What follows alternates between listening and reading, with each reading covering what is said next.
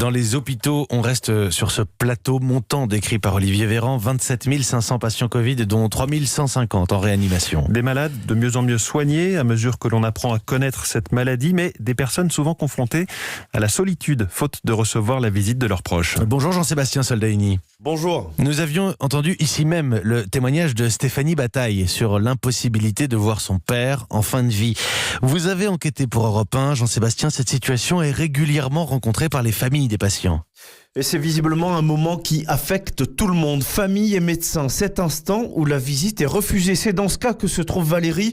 Sa maman de 73 ans est en unité Covid à Montfermeil, mais les soignants lui disent que son état n'est pas assez grave pour la laisser rentrer. Je ne veux absolument pas la voir dans un lit de mort. Voilà, donc je ferai tout pour la voir avant, bien avant.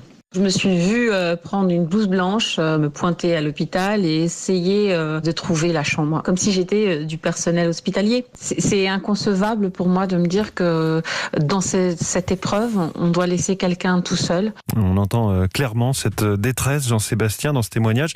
Évidemment, les médecins n'y sont pas insensibles.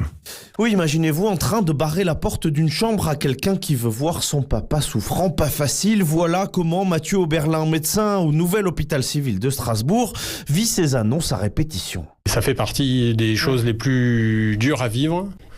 On a aussi des sentiments et des émotions et on n'est pas quand même obtus et on n'est pas des murs froids à appliquer strictement une règle. La majorité des familles comprend, dit-il. Il aimerait faire plus, mais comme pour tous ses collègues, il met en balance les bénéfices d'une visite face aux risques que cela comporte. On sait que le facteur psychologique joue beaucoup dans la guérison des maladies. Psychologique, l'entourage, l'accompagnement. Donc inévitablement, on se dit limiter des visites peut avoir un effet délétère. Mais le risque d'infection, de propagation de l'infection aux patients ou aux soignants est plus important que le risque malheureusement qu'il y a à ce que les malades soient isolés. Jean-Sébastien, quelle est clairement la règle ? Car on le sait, il y a aussi des familles qui font un dernier adieu aux personnes en fin de vie.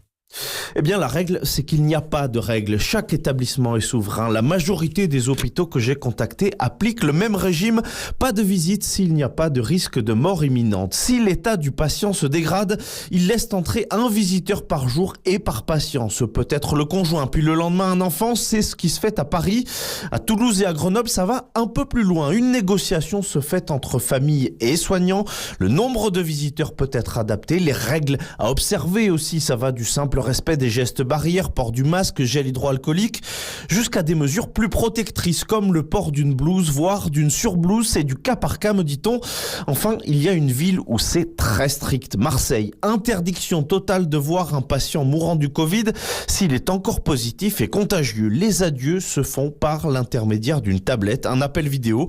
Une rencontre reste toutefois possible si le malade est redevenu négatif au coronavirus. Merci Jean-Sébastien Soldaini, ce dossier Europe 1 que vous signez avec Zoé Pallier et Arthur Mbaché.